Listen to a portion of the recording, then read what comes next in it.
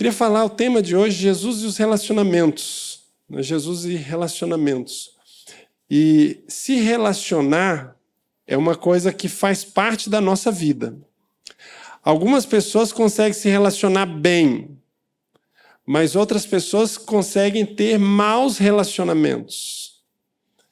Algumas pessoas são fáceis de se lidar. Não sei se tem aqui algum empresário, alguém do ramo do comércio também.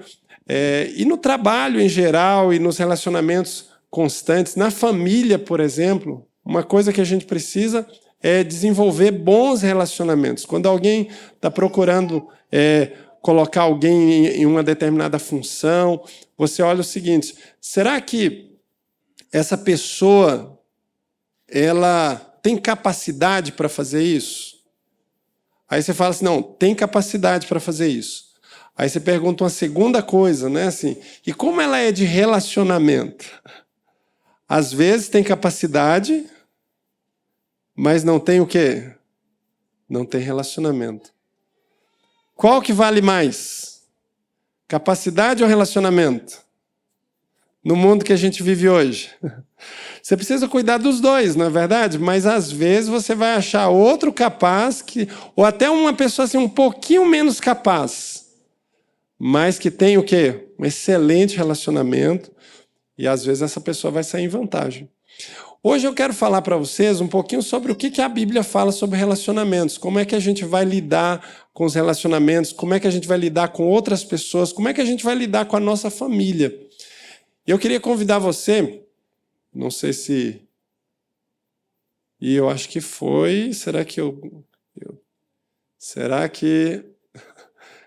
Para frente? Ah, tá bom. Ok, maravilha. Eu queria convidar você a abrir a sua Bíblia comigo em Colossenses, capítulo 3, verso 12 a 14. Colossenses 3, 12 a 14. Eu queria convidar você a ler a Bíblia junto comigo nessa manhã. Colossenses 3, de 12 até o verso 14. E aqui diz o seguinte: visto que Deus os escolheu para ser seu povo santo e amado. Olha como que a Bíblia começa. Visto que Deus escolheu você, escolheu a mim, para sermos povo dele. Revistam-se de compaixão. Que mais? Diz a Bíblia. Compaixão, que mais? Bondade, que mais? Humildade, que mais? Mansidão e paciência.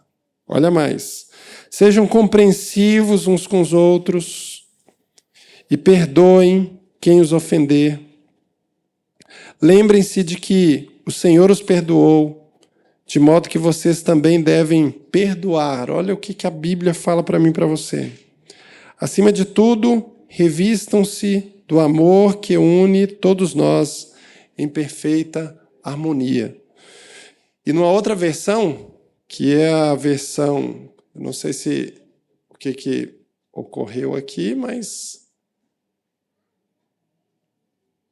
E numa outra versão, que é a próxima slide aí, eu estou passando para... Ok, ótimo. E numa outra versão diz o seguinte: revesti-vos, pois, como eleitos de Deus, santos e amados, de entranhas de misericórdia. Guarda essa palavra, entranhas de misericórdia, é o mesmo texto, só que numa versão diferente. Incline a sua cabeça e vamos falar com Deus mais uma vez. Querido Pai, acabamos de ler a Tua palavra e nós queremos te pedir que nessa manhã de sábado o Senhor fale diretamente ao nosso coração. Fale através da Tua palavra, mas fale através do Espírito Santo.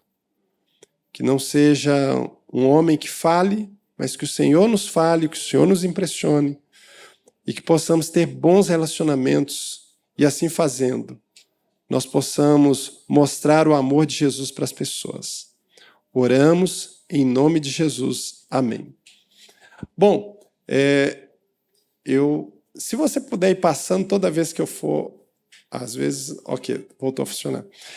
Todos os relacionamentos que a gente tem começam com a família. E se você tem família, você tem que se relacionar. E tem pessoas que têm bons relacionamentos com a família, mas tem pessoas que têm O círculo familiar, ali é muito difícil as coisas. E é muito comum você encontrar pessoas que sofrem com relacionamentos no círculo familiar. Então, tudo ali começa com a família. Quando a gente vai para o texto bíblico, a gente percebe o seguinte: a Bíblia fala de misericórdia e bondade.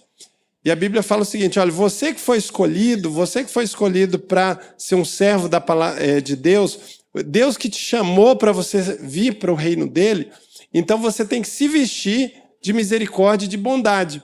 Então essa é a vontade de Deus para todos nós.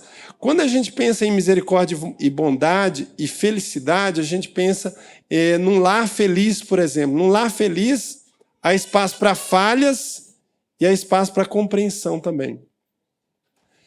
Deixa eu começar a falar uma coisa aqui.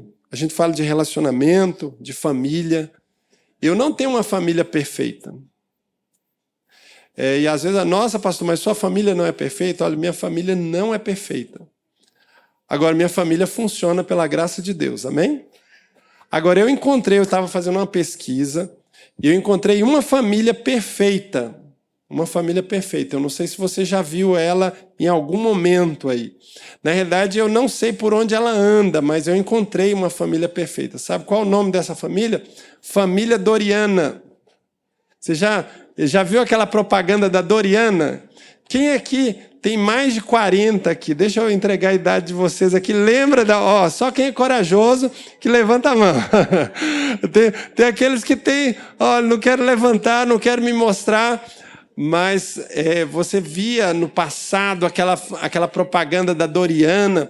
E é interessante que a família Doriana, ela é tão perfeita que os filhos já acordam arrumados, né? Você já acorda, eles tomam banho, já acordam com o cabelo penteado, né? Na família Doriana, nunca tem espaço para mau humor. Na família Doriana, você tem problemas ali, mas os problemas eles se resolvem quase que sozinhos. Tem uma propaganda da família Doriana que chegam os pais ali de última hora e a esposa, não, deixa que eu tenha solução. E aí eu ficava pensando, quando eu via essa propaganda, eu falei assim, quando eu crescer, eu quero ter uma família tipo essa família Doriana. Aí você cresce. Aí você percebe que as coisas não são assim. Perfeição é só lá. Mas na casa da gente, tem falhas, tem erros e tem acertos também. Quantas vezes eu preciso pedir desculpas para os meus filhos por alguma coisa que eu fiz? E quantas vezes eles também precisam pedir desculpas para mim? Ontem o meu filho chegou, eu falei algo com ele que depois eu me arrependi. A gente não tem o hábito de xingar palavrões, mas assim, a gente às vezes fala algumas coisas.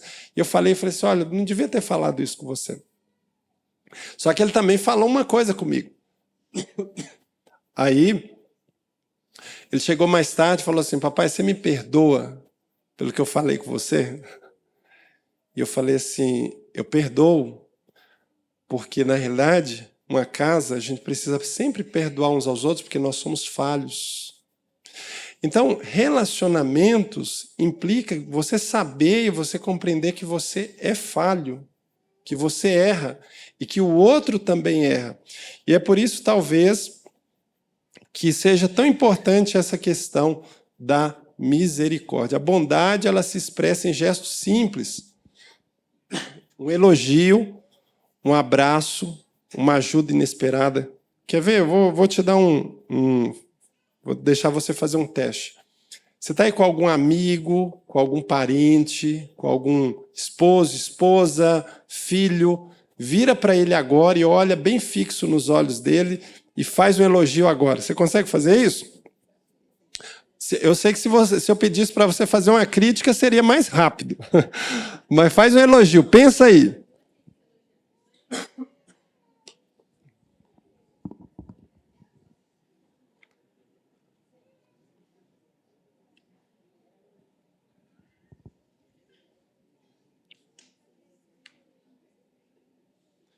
Fez o elogio? Enquanto eu bebi uma água aqui, mas a bondade ela se expressa em gestos simples, um elogio, um abraço, uma ajuda inesperada. É preciso também... Perdão, gente. Essa semana, eu fiquei sem voz, e eu nem sabia se eu ia conseguir pregar hoje, mas vamos lá. Humildade e mansidão. É preciso haver humildade e mansidão no relacionamento.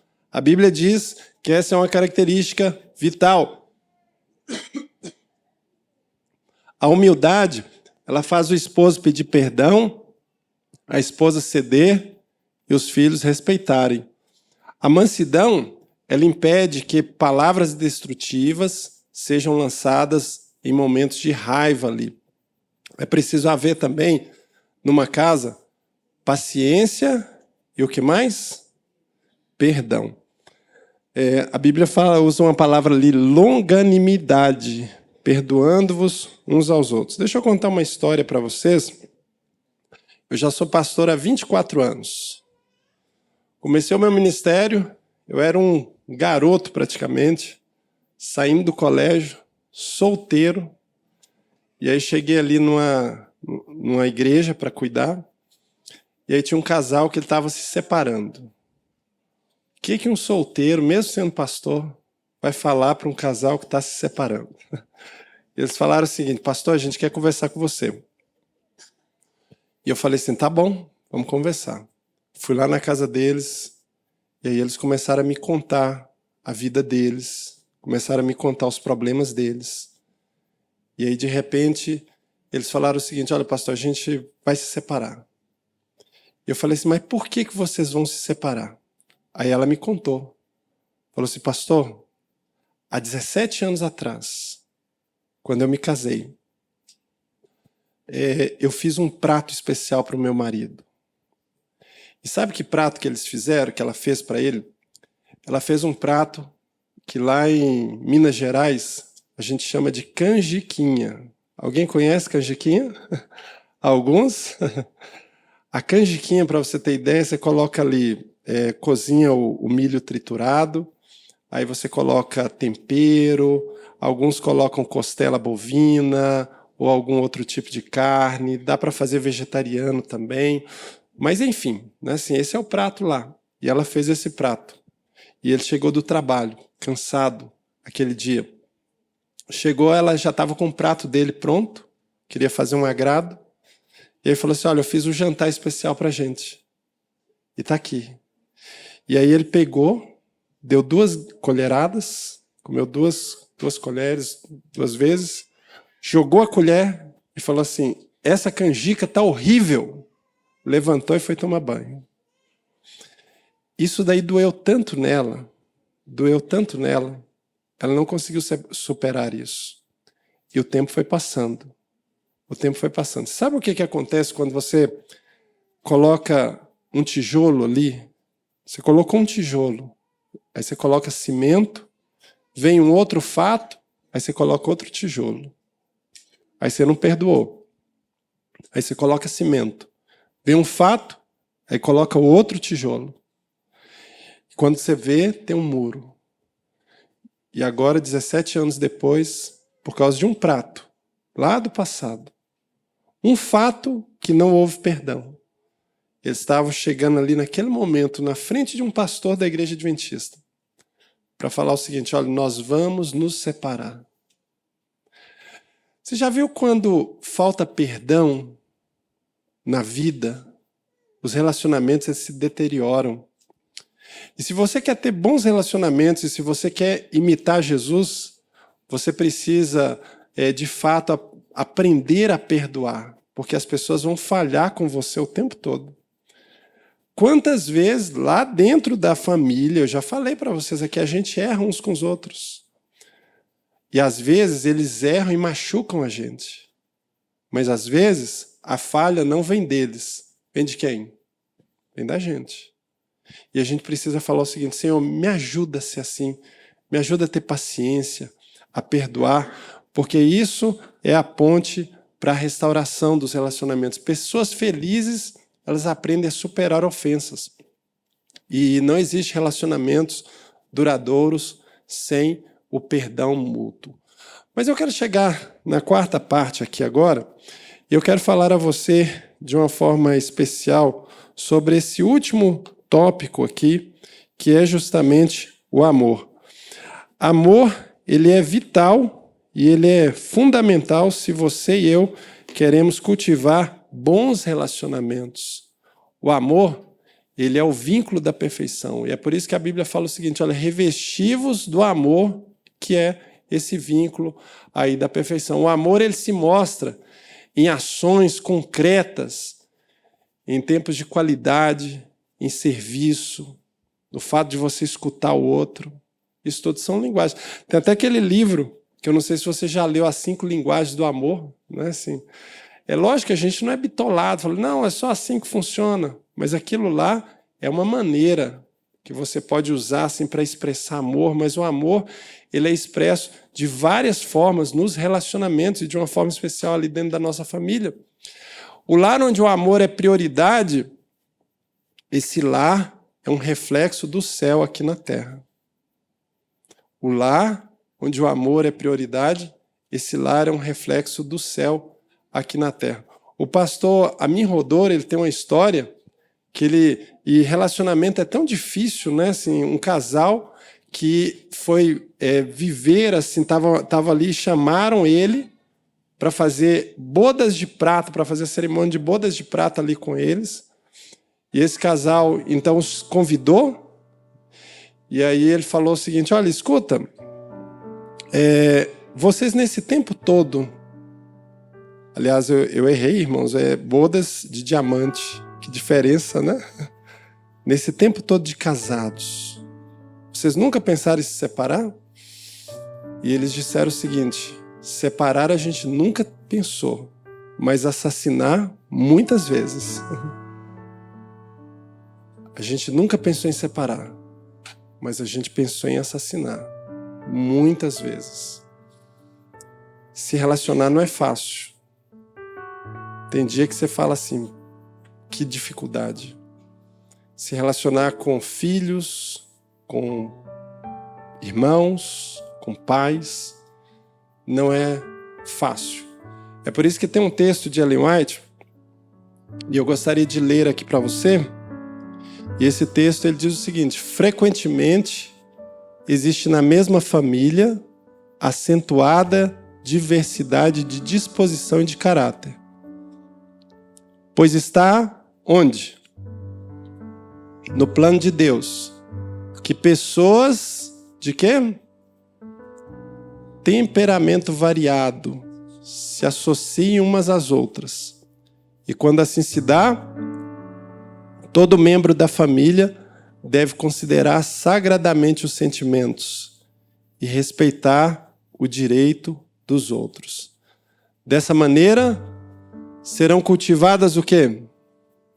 A consideração mútua e a paciência. Os preconceitos serão abrandados e aplainadas as arestas do caráter. Pode-se alcançar a harmonia e a fusão dos vários temperamentos pode ser um benefício para cada um. Eu não sei se você já parou para pensar nisso. Mas Deus colocou você com pessoas diferentes no seu círculo de relacionamento. Talvez você e seu esposo sejam completamente diferentes. Talvez você goste do dia e ele goste da noite, ou vice-versa. Talvez você seja um daqueles que um quer viajar para as montanhas e o outro quer ir para a praia. Mas Deus colocou vocês juntos. Talvez lá os seus filhos sejam diferentes. Seus irmãos sejam diferentes. Mas Deus colocou para essa fusão de relacionamentos ali, para essa mistura de relacionamentos, para ser uma bênção. É por isso que eu queria te dar uma oportunidade. Vire para a pessoa do seu lado aí agora. Olhe bem para ele. Se for seu parente, é claro. Se for seu parente. Olha bem para ele. Bem nos olhos, assim. Não fala nada, só olha. E depois você fala assim, ó. Você é uma bênção de Deus na minha vida. Será que você consegue fazer isso? Você está me ajudando a crescer, você está me ajudando a ser uma pessoa mais paciente. Fala para a pessoa aí do lado. Você está me ajudando a ser uma pessoa melhor. Você está me fazendo uma pessoa melhor a cada dia. Porque é assim. Às vezes a gente fala assim, por que eu sou tão diferente do outro? Deus fez assim. Para te ensinar. Para corrigir o seu caráter. Para te ajudar. Eu queria contar para vocês aqui a última história dessa manhã. Você está vendo essas gavetas abertas aí? Isso aconteceu, é uma história real, essa que eu vou falar para vocês aqui agora. Aconteceu com Gary Chapman, escritor de vários livros de família. Vários livros. Inclusive as 5 linguagens do amor. Ele casou com a sua jovem esposa. E ele descobriu que ela veio com um pequeno defeitinho de fábrica. Ele só descobriu isso depois que ele casou. Antes ele não sabia. Mas aí ele casou e descobriu que tinha um defeitinho pequenininho.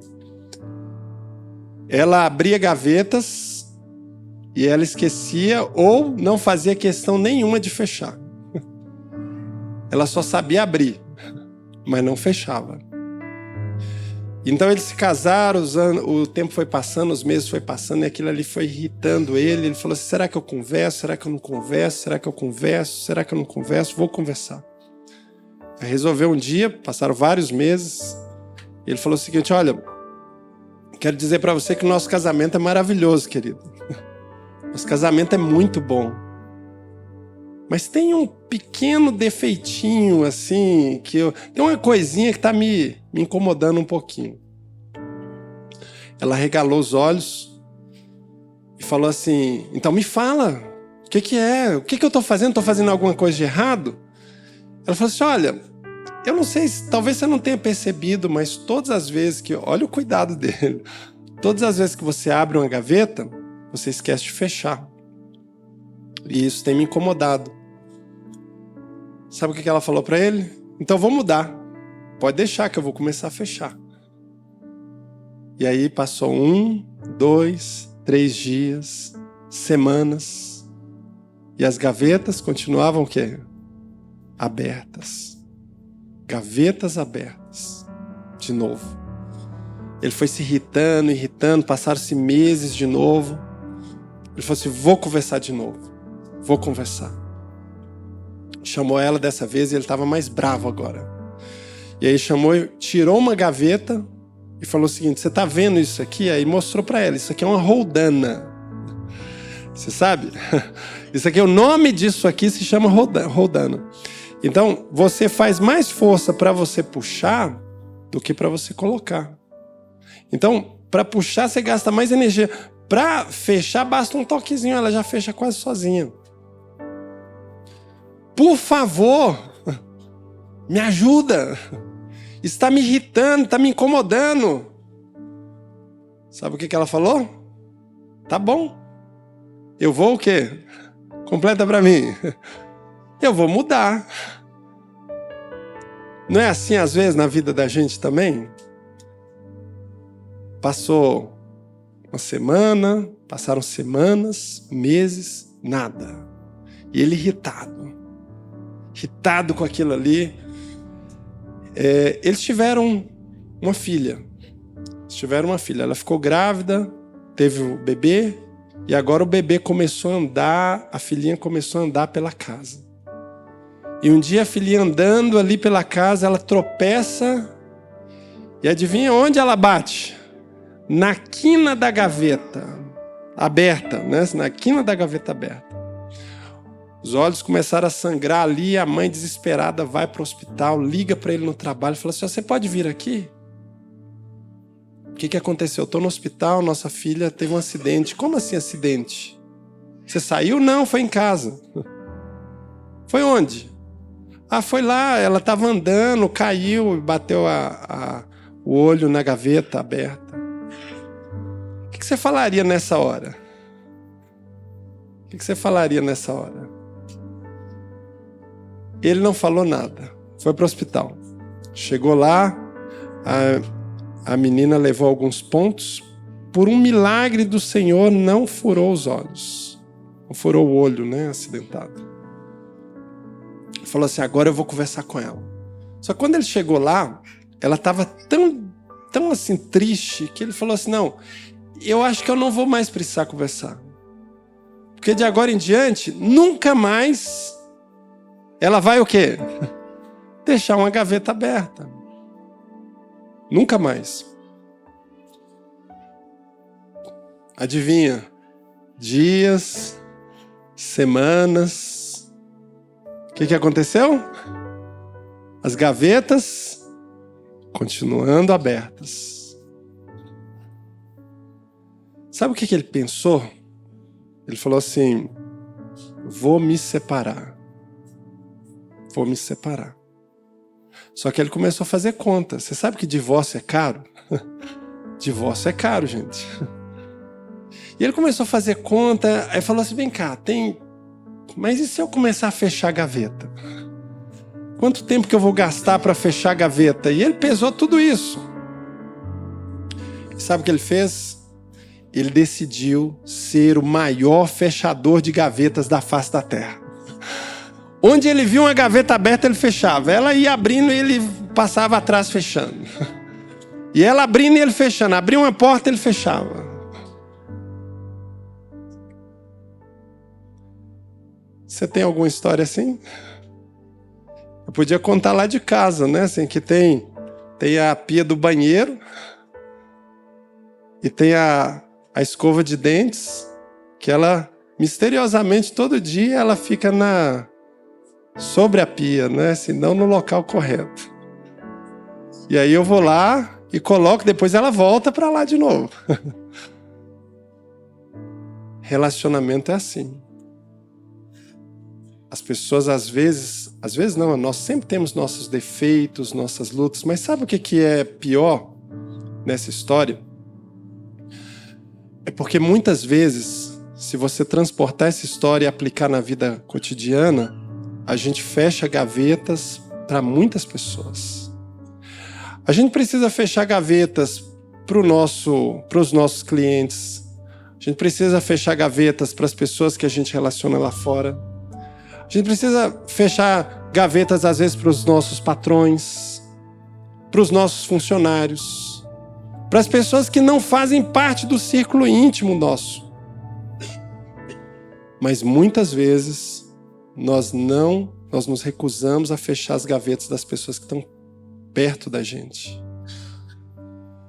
Nessa manhã, eu queria convidar você a fazer um plano com Deus. Não de fechar gavetas propriamente dito, mas que você seja bondoso, que você seja cortês, que você procure olhar para os outros com um olhar de misericórdia. Vocês têm uma igreja linda aqui. E essa igreja, ela é mais linda cada vez que... Eu me sinto muito bem todas as vezes que eu venho aqui. E quando você vê alguém, mesmo que você não conhece, vai lá e cumprimenta a pessoa. Isso é tão bom. Mas esse relacionamento bom das famílias, ele deve ser expansivo a todos. Todos. Eu queria deixar 3 conselhos especiais aqui com você. Primeiro deles, aprenda a ter comunhão com Deus. Quer ter bom relacionamento? Aprenda a ter comunhão com Deus. Aprenda a buscá-lo em oração. E peça a Deus para que você pratique o culto da família na sua casa. O que é o culto da família? O momento que a família toda busca a Deus de manhã e à noite. Todo dia. Sabe quando que é lá em casa? Antes dos filhos saírem para escola e antes deles dormirem. Todo dia. Saem da escola, vão ter o culto deles lá na escola. Voltam à noite, vai ter o culto com a gente à noite. Isso não interfere na comunhão com Deus. Mas isso ajuda. É o momento da família ali, do culto da família. Eu queria dividir com você esse texto de Ellen White que diz o seguinte, unicamente, 2 textos, esse e um outro que eu não projetei ali, esse que eu quero ler para você. Unicamente a presença de Cristo pode fazer o quê? Tornar homens e mulheres o quê? Felizes. Mas tem um outro texto que eu queria deixar com você. Testemunhos, volume 9, página 189, diz o seguinte: se nos humilhássemos perante Deus e fôssemos bondosos e corteses, compassivos e piedosos, haveria 100 de conversões à verdade, onde agora há apenas uma. Se nós pedirmos ao Senhor, Senhor, me faça uma pessoa mais cortês, me faça ser uma pessoa mais bondosa, você vai ver o alcance disso. Mas é impossível você ter bom relacionamento se Jesus não estiver presente na sua vida. Jesus precisa estar em todos os lugares. E eu descobri uma oração, isso aí está na internet, né? Que é a oração da couraça. E eu queria desafiar você a fazê-la comigo aqui. Deixa eu fazer uma pergunta para você, antes da oração aqui. Quem aqui quer pedir para o Senhor, Senhor, faça parte da minha vida, esteja presente na minha vida e me ajude a ter bons relacionamentos. Deixa eu ver as mãos. Amém. Queria convidar você a se levantar nesse momento. Eu queria que você lesse junto comigo essa oração e depois eu quero orar por você. Vamos lá? Cristo comigo, Cristo em minha frente, Cristo atrás de mim, Cristo em mim, Cristo abaixo de mim, Cristo sobre mim, Cristo à minha direita, Cristo à minha esquerda, Cristo quando me deito, Cristo quando me sento, Cristo quando me levanto, Cristo no coração de cada um que pensa em mim, Cristo na boca de cada um que fala de mim, Cristo em todo olho que me vê, Cristo em todo ouvido que me ouve. Amém. Não deveria ser assim? Jesus para todo lado. Se alguém pensa em você, olha, aquele ali andou com Jesus. Se alguém olha para você, olha, ela andou com Cristo. Ela tem Jesus na vida dela. Essa deve ser a nossa vontade. Queria convidar você a ficar perto dos seus aí agora. Olha para os seus. É claro que o Du não vai poder ir lá agora. Mas fica bem pertinho dos seus aí. Eu queria que a gente fizesse essa última oração juntos aí. Sua família. Se você está sozinho, não fica sozinho não. Se você ver alguém sozinho, chama aí. Vem cá que a gente vai te adotar na nossa oração aqui agora. Você vai ser momentaneamente da nossa família aqui. Eu queria orar contigo aqui nessa manhã. Foi um milagre. Eu consegui pregar até o final hoje. Porque alguns momentos atrás minha garganta falhou. Eu falei assim, e agora? Paro, continuo, mas Deus abençoou. Tem alguém aqui que orou por mim, né? Mas eu consegui finalizar. Vamos orar? Querido Pai, de um modo especial nós estamos aqui juntos e estamos aqui reunidos em família e queremos te pedir que o Senhor abençoe os nossos relacionamentos, Senhor. Que nós possamos saber que somos falhos, mas que a gente possa ter a certeza de que o Senhor está nos transformando à semelhança de Cristo dia após dia. Que o Senhor continue abençoando essa igreja. Que o Senhor abençoe a cada família e a cada pessoa que está ou esteve aqui. Nós nos colocamos em Tuas mãos. Te pedimos que o Senhor nos ajude a nos relacionarmos cada vez melhor com as outras pessoas. Com as pessoas que estão na nossa família e com as pessoas que estão ao nosso redor. E que assim fazendo, ó Deus, que assim fazendo, nós possamos ensinar para os outros do Teu grande amor. Que como lemos aqui atrás, nessa oração, as pessoas possam olhar para a gente e possam ver a bondade de Jesus na nossa vida. E possam ter desejo de também Te seguir. E que o Teu Evangelho seja pregado através de nós. E que o Teu Evangelho alcance toda a terra. E que o Senhor volte logo. Oramos em nome de Jesus. Amém.